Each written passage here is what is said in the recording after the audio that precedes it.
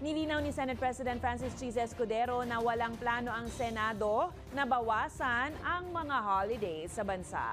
Mula yan sa naunang pahayag ni Escudero na nababawasan raw ang productivity ng mga manggagawa dahil sa dami ng national holidays.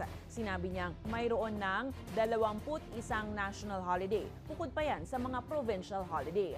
Pinuna ng maraming Pinoy ang unang pahayag ng senador at sinabing marami namang paraan para mas maging produktibo ang mga manggagawa, habang ang mismong Senado nga ay may mahabang break din sa gitna ng mga sesyon.